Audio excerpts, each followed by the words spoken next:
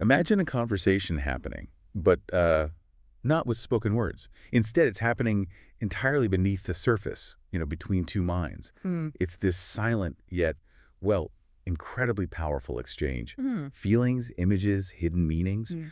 all shaping our deepest connections. Right. Today, we're doing a deep dive into the history of what's often called the analyzing instrument in psychoanalysis. And this isn't just like abstract theory. It's really about how minds, especially in therapy, unconsciously communicate, how they influence each other, and actually co-create understanding. Yeah, you've given us sources covering, over a century, from Freud right up to modern ideas like intersubjectivity. Exactly. So our mission today is to pull out the crucial insights.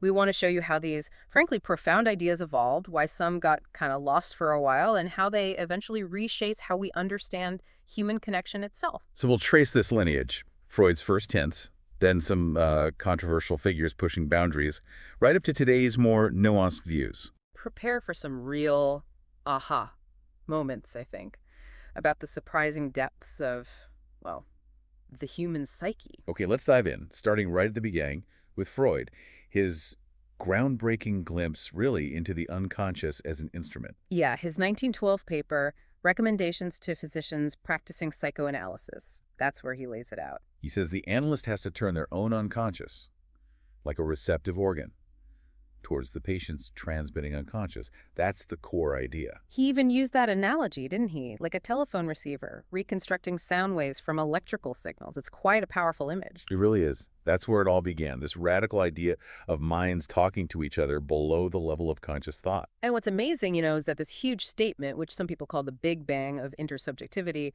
it's just tucked away in this paper where he's mostly talking about other things. Like the analyst's evenly suspended attention and the patient's free associations.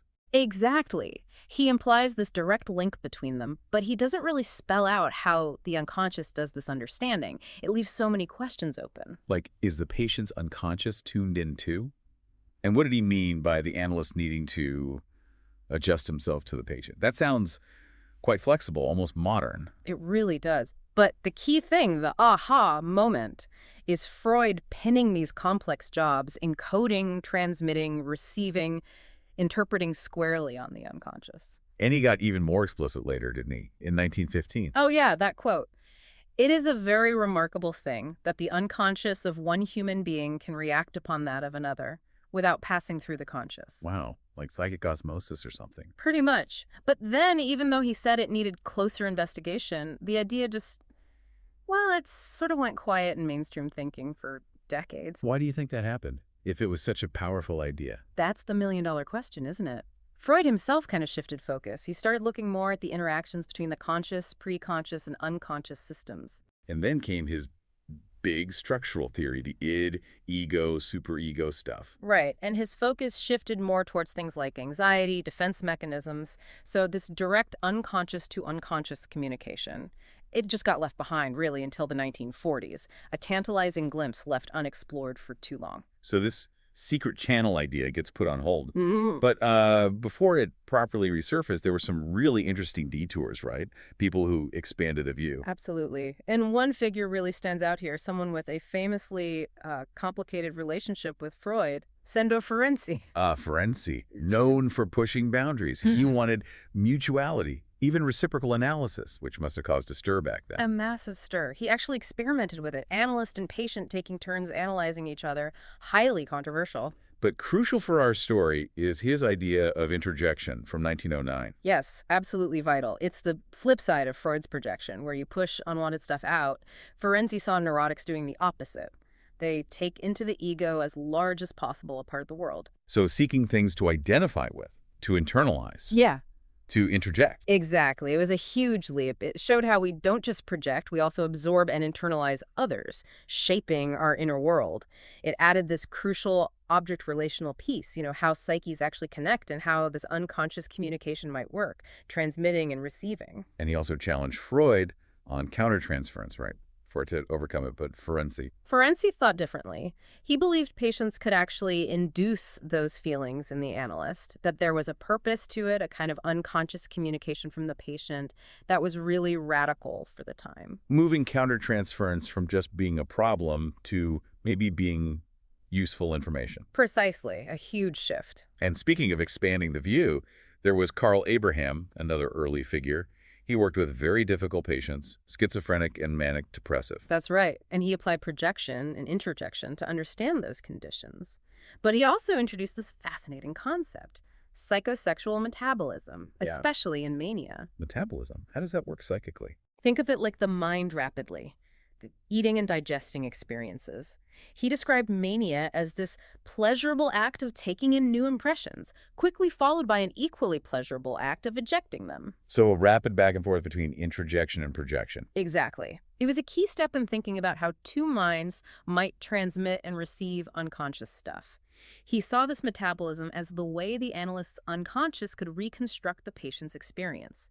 It fleshed out Freud's telephone analogy with a more dynamic process. Interesting. And Abraham's work influenced others who built on these ideas. Profoundly, people like Melanie Klein, Robert Flies, Theodor Reich, they all took these concepts forward. Okay, so that leads us nicely into the next stage, really digging into the analyst's inner work. How does the analyst's mind actually do all this?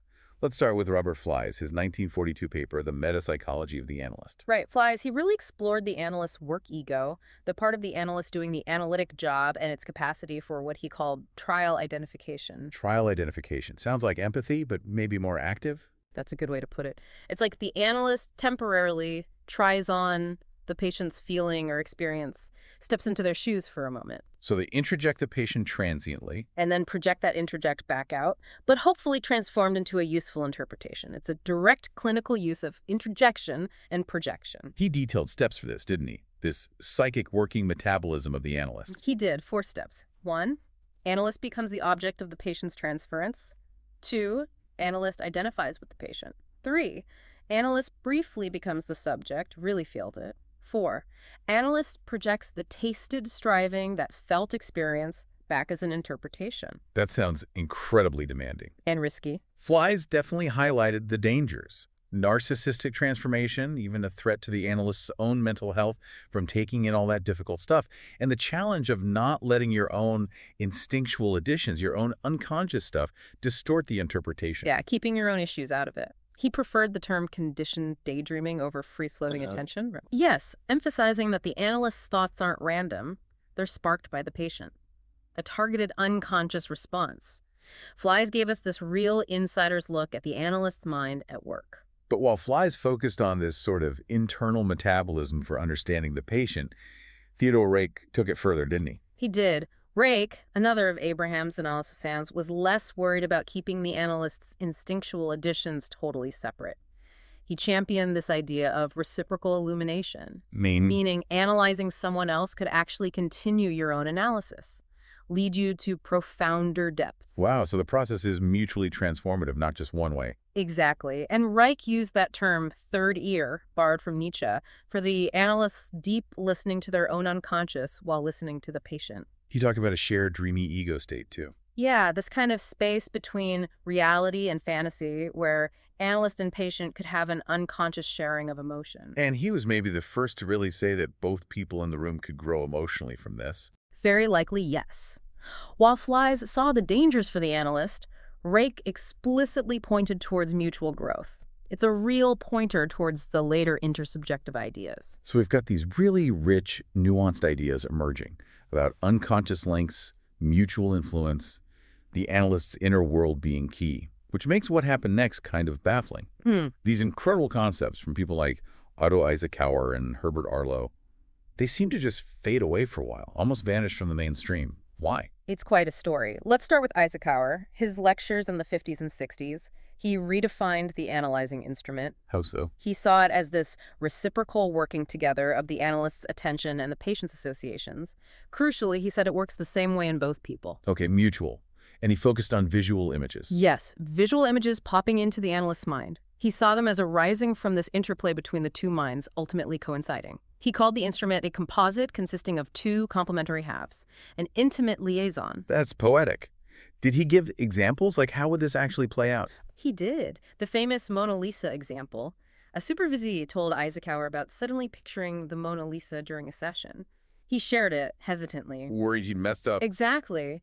But Eisenhower said, no, That image was the analyst's unconscious responding to the patient, a rudimentary form of a communicable formulation. Like a pre-verbal message from the unconscious. Precisely. Yeah. And sharing it, in retrospect, actually helped the patient access blocked material. It often only makes sense looking back. Amazing. And then Arlo built on this with unconscious daydreaming. Right. Arlo said this unconscious daydreaming happens constantly for both analyst and patient. He had this really powerful idea. Go on. He said, in a sense, we dream along with our patients. We supply images from our own minds, offer them to the patient, who then responds with their own memories and fantasies. We stimulate their picture making. So building a narrative together almost. That's exactly it, the basis for a co-created narrative. Shared ego states, visual images, dreaming along. These sound foundational. So why on earth did they fade into near obscurity? What went wrong? Well, it seems like a few things came together. First, that long shadow of the Freud forensic controversy. The fear of getting too messy, too mutual. Right. Countertransference was still mostly seen as a problem, an obstacle to objectivity. People wanted a sanitized view of the analyst, feared wild behavior if analysts paid too much attention to their own feelings or unconscious stuff. So Flies' trial identification, or Rake's third year, seen as too risky. Too susceptible to those dangerous countertransference influences, yeah. And you mentioned ego psychology becoming dominant. That's the second big factor. Ego psychology focused more on the structural stuff, id, ego, superego defenses, resistance.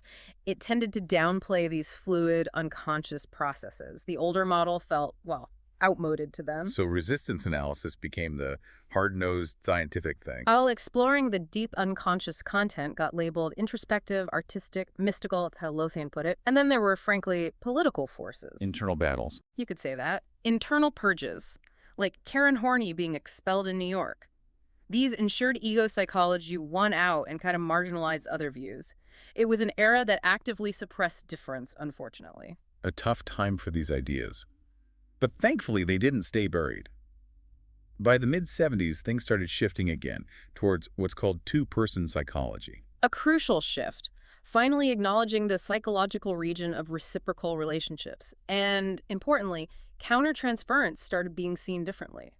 Not just an obstacle, but maybe an aid. Exactly. Joseph Sandler's 1976 paper on countertransference and role responsiveness was huge here. He argued the patient's transference has a purpose, to actualize an internal object relationship. Meaning the patient unconsciously tries to get the analyst to play a role. Consciously or unconsciously, yes, to evoke a complementary role. Sandler said this role responsiveness isn't just in the analyst's head, it's a real emotional state affecting both people. He even talked about the analyst needing free-floating behavioral responsiveness. Being receptive to being put in these roles, even uncomfortable ones. Right, which brings us to that Johnny example. The 9-year-old boy telling his analyst to kill women, putting an imaginary gun in his hand. Yeah, wild stuff. The analyst hesitates, gets turned into a robot, then finally shoots the women, and the kid says, "We were only playing." How does that show Sandler's point? Because the analyst's distress and his initial resistance came from what Sandler called a compromise formation, an internal clash between the analyst's own feelings and the awful role Johnny was pushing him into. So the analyst feeling bad wasn't a failure, it was data. Crucial data, gained by experiencing that role responsiveness. It gave the analyst deep insight into Johnny's aggression and control issues. And Peter Jacobs took this idea of enactments further. Yes, adding the two-person dimension. He saw enactments, these moments of unconsciously acting things out as mutual. Often a form of resistance, sure, but also a way to uncover deep conflicts. The analyst gets drawn in because something in the patient's conflict resonates with them unconsciously. Exactly. Identifying with the patient's internal objects or split-off parts, it's not an error, it's part of the process. And others push this even further. Botesky saying the analyst has to get emotionally involved. Ellman talking about mutual trust, the patient needing to know they affect the analyst. All leading towards Stephen Rennick, who really cemented this modern two-person view. What was Rennick's main contribution? He argued strongly against seeing enactments as just mistakes. He stressed the analyst's irreducible subjectivity. You can't be a blank slate, and how vital the analyst's ongoing self-analysis is. Okay, subjectivity is unavoidable. Yeah. But then he went further. Yes, here's the really big leap. Rennick asserted that insight itself is co-created. It's not just discovered by the analyst, like digging up treasure. Co-created? How? He argued analytic truths aren't preformed things waiting to be found. They are a shared emotional construct built together by analyst and patient in their interaction. Wow. So moving way beyond just uncovering something hidden or the analyst having a sanitized view. Completely. It shifted the whole paradigm of what therapy is actually doing. What an incredible journey we've traced. From Freud's first hints about that secret channel, through Ferenczi and Abraham showing how minds absorb and transmit. Then Flies and Rake diving into the analyst's inner world, highlighting their role, even mutual growth. Exploring Eisenhower and Arlo's amazing ideas and why they got lost for a bit. To finally land in this modern view of two-person psychology enactments and this revolutionary idea of co-created truths from Sandler, Jacobs, Rennick. It's remarkable, isn't it? When you look back, classical analysis, even way back then, had the basic instruments for this whole intersubjective idea. The seeds were all there. The idea of exchange across conscious and unconscious levels, a shared emotional field, mutual attunement, communication through words, images, body language, and co-creating meaning. They might have been dormant sometimes or obscured by other theories, but the core concepts were present.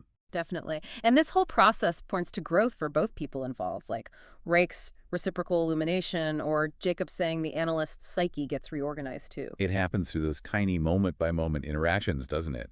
Building this shared story. A narrative that's the conjoint handiwork of both. It leads to a kind of maturation, maybe not unlike parenthood in a way. So, thinking about all this, what does it mean for you, listening right now, outside of therapy? That's the provocative thought, isn't it? Yeah. If minds can unconsciously communicate, induce roles, co-create reality in therapy, what about in your everyday relationships? How are you and the people around you constantly, subtly, unconsciously co-creating your shared experiences, your realities? What truths are we all shaping together, maybe without even realizing it? Something to think about.